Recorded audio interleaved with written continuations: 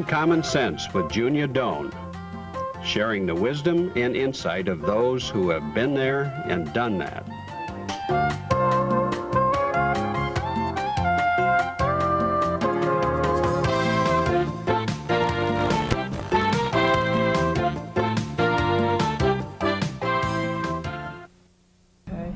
Welcome everybody to another edition of Uncommon Sense, a chance to talk with interesting people around our world on the philosophy of life and how they cope with the changes and challenges in their own lifetime. With me today is Ara Berberian, Ara, whose passion for life and love of vocal music took him in a very different direction than the legal training he had earlier in his life. Ara, the good, the bad, and the ugly happens in every life. How do you handle the tough times when they come? What do you tell yourself? What do I tell myself when the times are tough? For example, the times are tough when you're learning to improve your craft, which is the singing voice in my case, and do the best you can. And you need confirmation. And how do you get that? Aside from your teachers and students and fellow colleagues, you enter contests, vocal competitions, and when you lose and you're not considered for a prize or recognition, then you sulk and you think, I don't think I should go on doing this. Maybe I don't belong in this area to try to improve, and you want to give up. And you say, well, why should I continue to take these voice lessons, buy music, go to performances, tantalize yourself with the hope of doing something with the talent you're trying to develop. And so those are tough times. You have to make a decision. And so I have a stock answer to most young aspiring singers who want to go into classical music, opera, or what have you. They say, what advice can you give me? And I would say, do you love what you're doing? Do you love what you're trying to do? Yes, sir, I am, they say. I said, fine. Then you cannot not do it. You cannot not do it, which was learned by me every time I lost a vocal competition. I would say to my parents, you don't have to pay for these lessons. I don't have to go out and work special and buy this edition and that score and go to that rehearsal and go to that lesson, because I can see the writing on the wall. I don't think I should continue doing this. Maybe I should concentrate on the other things. And I'd say I would take a moratorium. 2, 3, 4, 5 months, I wouldn't sing. I would give up. I would say I'm satisfied walking away. But I came back. Every time I came back. And it's the perseverance, it's the learning to cope with those things that stop you along the way. And you've got to let loose. There's a statement that in the ocean, if you want to discover a new horizon, you have to have the courage to lose sight of the shore. And so I got my education at the university. My degree was in economics, then I went to law school. But while I was studying economics in a liberal arts school at the University of Michigan, I was taking the Romance languages. I was taking courses in Italian, French, and German. Why? These were the operatic languages. I had that penchant for singing and languages. I wanted to improve myself. I believe when you don't know for sure what you can do as a livelihood, you just enjoy it for what it is. It's an avocation that is a passion. And those things can translate into something that you didn't expect. And so I put it this way. I think it's valuable for people, if they have this mindset, to prepare to be surprised. Now, what do you mean by that? I was grooming myself to be the best singer I could be in a church, at a wedding, at an occasion, because the most personal of all musical expression is from the human voice. Because if I'm a pianist and it's not a Steinway, they'll say, well, you played very well, but I've heard better. Well, this wasn't a Steinway. Right. And if I was a violinist, well, it's not a Stradivarius. Right. But it's me, I'm a singer, and this is my instrument. It's the most personal thing we have to do as public performers. We are naked. We can't say, well, it's not a wonderful bow, it's not a Stradivarius. The rosin I put on the strings wasn't good enough, and I made a scratchy sound. Well, all the scratchy sound I make with my voice is me. Right. And we have all of our problems. Why are we so afraid of our vocal health? Because cold water or ice cubes or hot coffee or hot tea, or you burn your mouth with a hot slice of a pizza, or you yell at a football game, or you complain to your children about things, or you cry, or you're overwrought. It all affects your singing. Your emotions. Your emotions are so important to harness. And so, you can do a lot of things. As a lawyer, I could be in a courtroom and defend a defendant, my client. I could have a temperature of 101. Right. I could have a fever. I could have a sore throat. All those things would deny me the opportunity to perform in front of a paying public if I had these maladies. Do you think, therefore, you're saying a singer is more delicate because they have to watch out at No so many question. different levels? Absolutely. And guard themselves, Yeah. as they are preparing themselves. When you see people get on an airplane and they're world famous musicians, instrumentalists, they will buy a seat for their viola, Right. for their Stradivarius. They won't put it in Right. the luggage section. They'll say, this is my Yo-Yo Ma will put his cello in a first class seat next to him.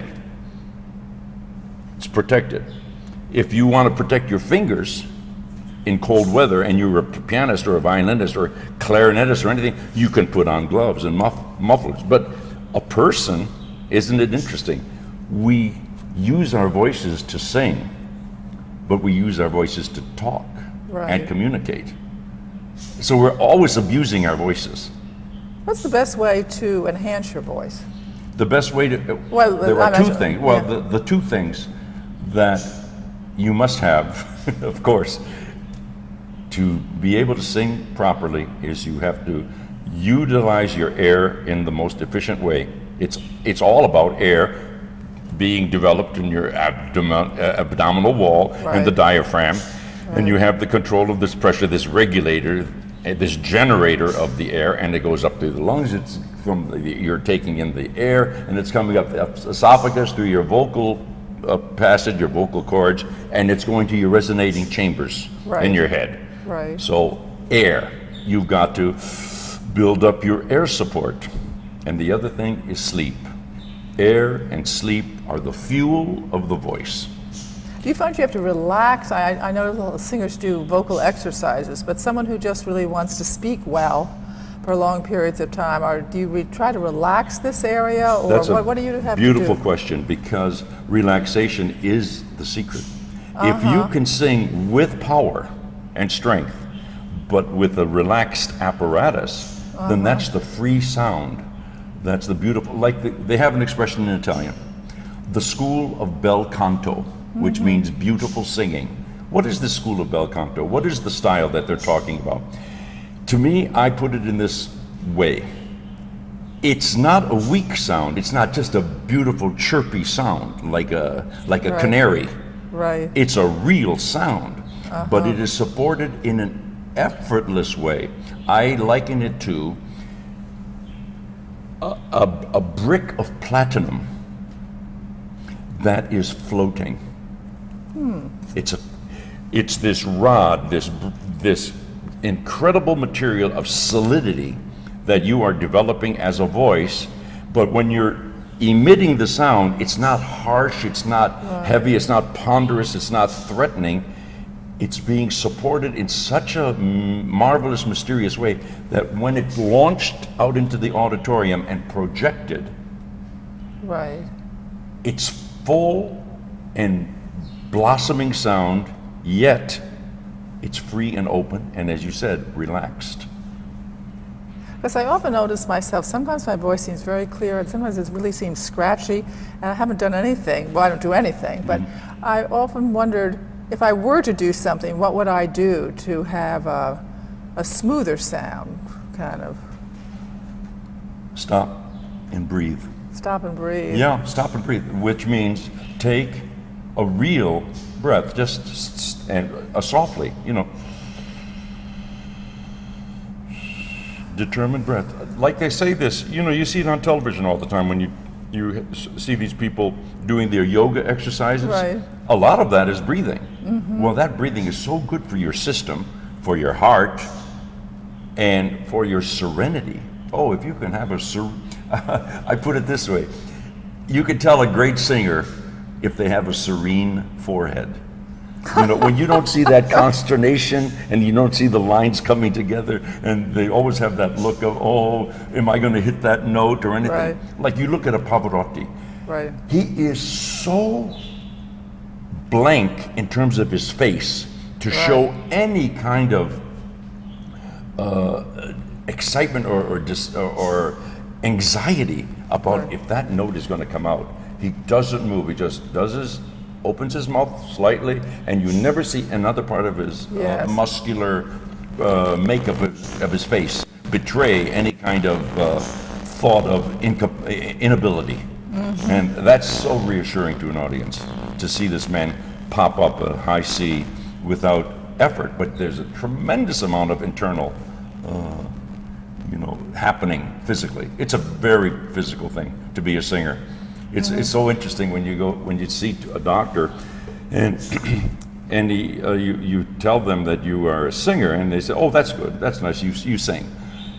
And when can I sing again? Oh, you can sing anytime you want.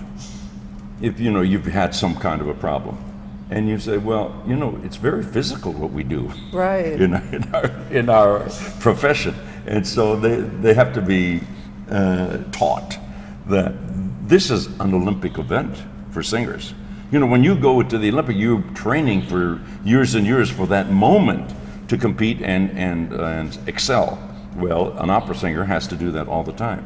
They have to, with their natural voice, unamplified, sing in front of an audience, maybe 2,000, 3,000, 4,000 people, with a pit orchestra of 100 musicians in the back of the stage, and project their sound to that entire concert hall, fill that volume with their natural voice. Well, it's just thrilling to be in the back row of the Metropolitan Opera House, for example, and hear that sound clear.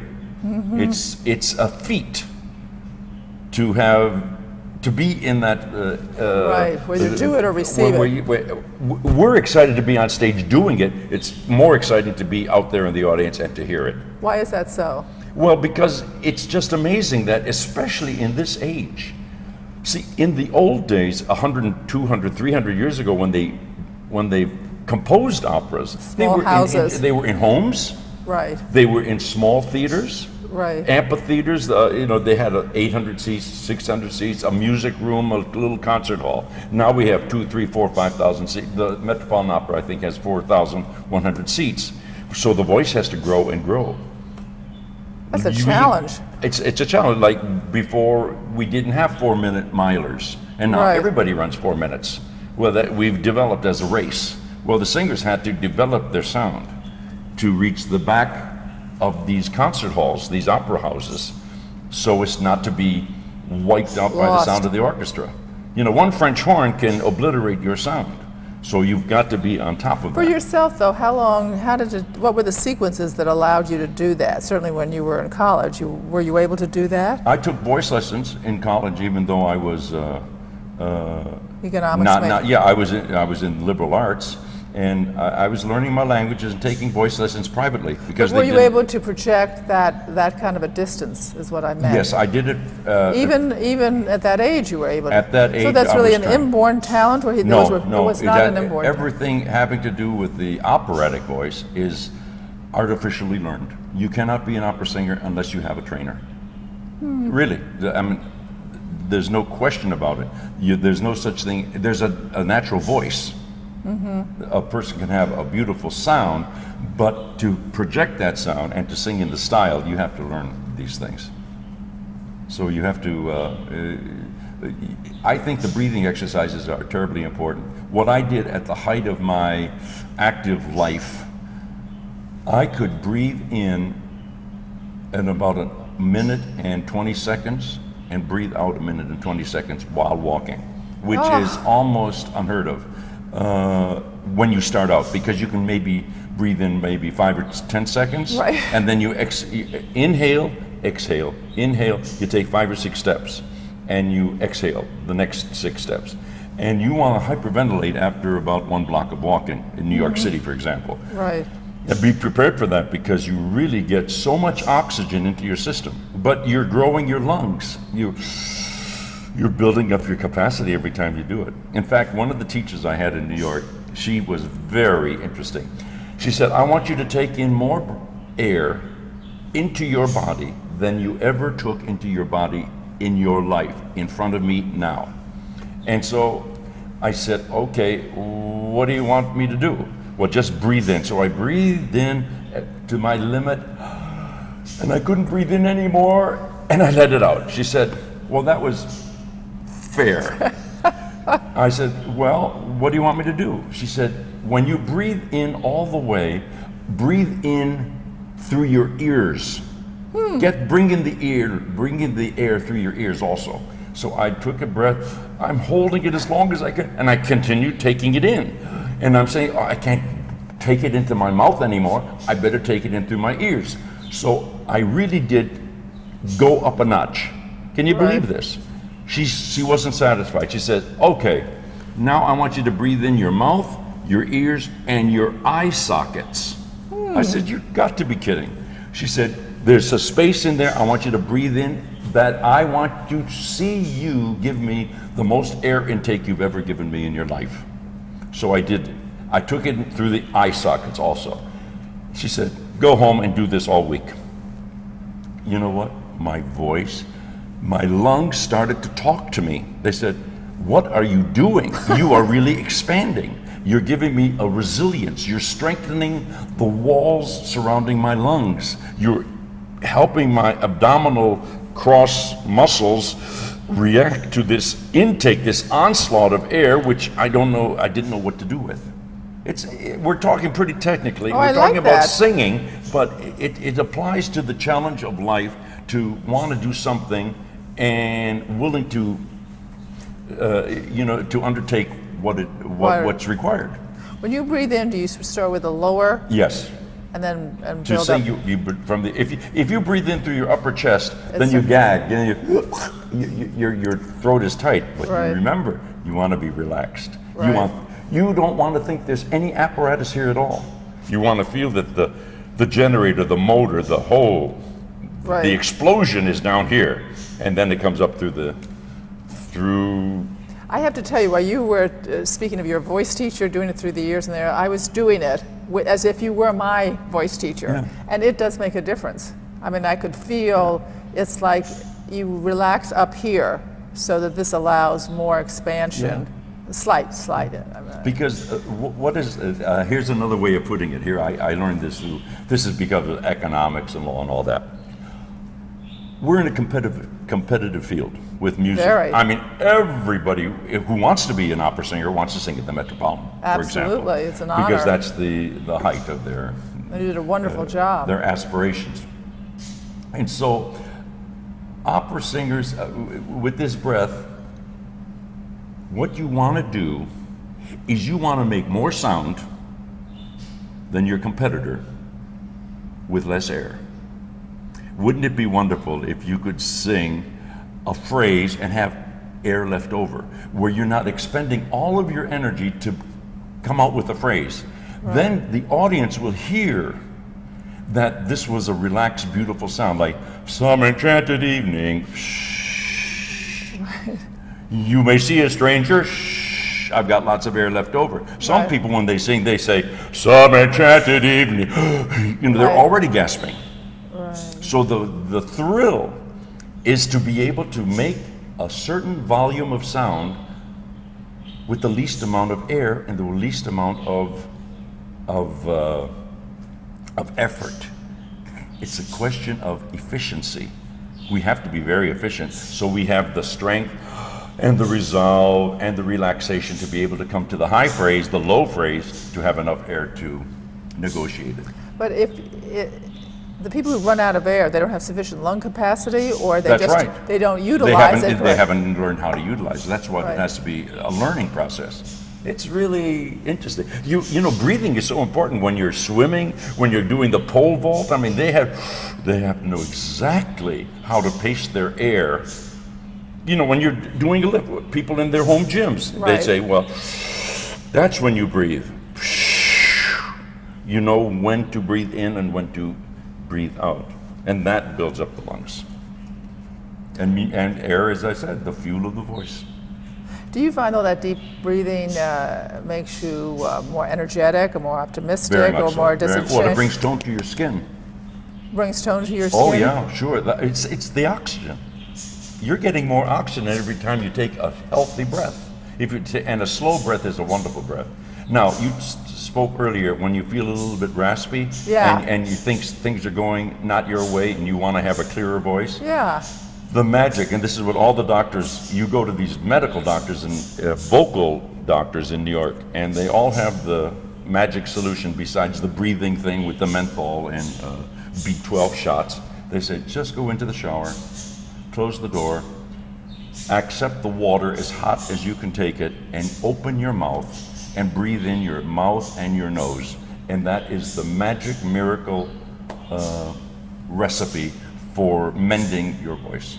Now, is that because it's relaxing those muscles, the magic of steam, or it's what is it doing actually? The steam, the water, the coating of this water-laden moisture is the salve of your voice, and that rescues so many singers on the 2 hours before a performance, before they go to the dressing room to get ready. They try to jump into a shower or a bathtub. 10 minutes. Has it worked for you? Have you ever tried it? Always. Well, we're not healthy 365 days a year. If the show is tomorrow night, you want to be ready, even though you've got something of a cold or you're stuffy or something. That the breathing of the steam. Boy, I'm talking more like a doctor, but this is life experience here. Yeah, I mean, this is what we all go through. Yeah. But it's important to breathe through the mouth as well as the nose. And the nostrils, yes, both. Especially the mouth for it to be beneficial to your throat. Right. And because it's what is it doing in your throat? It's coating your vocal cords, in a sense. It's just giving you that nice feeling. Gargling with salt water, fabulous, fabulous. Long years ago, when you took a hiatus from singing, because you said, well, I've lost a contest or something like that, were your parents saying, well, give it up, or were they saying, get a practical education, get a trade, or... They said, that's okay with us. Oh, really? Whatever. Yeah. Sure. They said, you weren't that good anyway. Oh, dear. My mother, she was very much a critical person, not meaning to be, but in a helpful way, which I took the wrong way, negatively. I would be, let's say, 16, 17 years old, 18, when I'm starting to take voice lessons. I'd come home and I would rehearse in the living room at the piano. She's in the kitchen preparing dinner, not saying anything. Then I'd go in to have dinner and she'd say, by the way, some of those notes you were singing were not very good. Oh, Mom, I know they weren't very good. Did you hear me singing those phrases over and over? Yes, he says it was bad. It wasn't good. I didn't like it. And I said, Mom, you know what? My ear told me that I didn't like it either. That's why I was repeating the phrase. I was trying to work it out. I was placing my voice in the proper area that the sound would be okay and I wouldn't feel the strain and it would be a comfortable sound for people to hear. And I said, that's the reason. And so she said, okay. And I said, I don't need this criticism because I'm practicing, I'm not performing. This is for me. She said, okay, dear, okay, I'm sorry. Well, another day, another week, right. She'd come into the living room. She said, Ara, no, it's not good, not good. I knew I wasn't going to change her. Right. So I could only practice when my mother was not there. in the house, or I would go out to the garage, which was a separate building, to practice, because it's too personal. Right. And if you have anything in this world to bring to the classical musical vocal tradition, is your sensitivity. What do you mean by that? I mean, if people have flaws in their voice, right, and they know they've got to overcome them, and they are unable to because technically they haven't achieved the kind of vocal health that they should have to be able to sing, they excise some of that sensitivity from themselves, and thinking of the physical, thinking of the challenge of hitting certain notes in a certain way. And if you're not, when I sing for anybody, I'm singing my sensitivity, because I am the servant of the composer and the lyricist. I'm really objecting to people that say, youngsters, I want to be, what do you want to be when you grow up? Oh, I heard you sing, I want to be an opera star. I said, oh, thank you. You want to be an opera star. Why don't you start out with this thought? Why not be an opera singer? And we'll decide if you're an opera star. For example, when you go to speak to any person that's a wonderful actor, movie star, you will talk to Julia Roberts, Tom Cruise, anybody, world famous. What do you do, sir? What do you do, ma'am? Well, I'm an actor. Right. I'm an actress. Does Tom Cruise ever say to anybody in the world, I'm a movie star? It's not nice to say I'm a movie star. It's not nice to say I'm an opera star. Right. You should just be satisfied that you're in a profession where you can perform in an opera. It's up to the public to decide if you're an opera star. We want to thank Ara for being with us today. He has shared many wonderful things with us. One is that it's impossible to do what you don't love, and you really need to do what you love. The second thing is to remember to prepare yourself to be surprised, to start where you are, to take the little steps.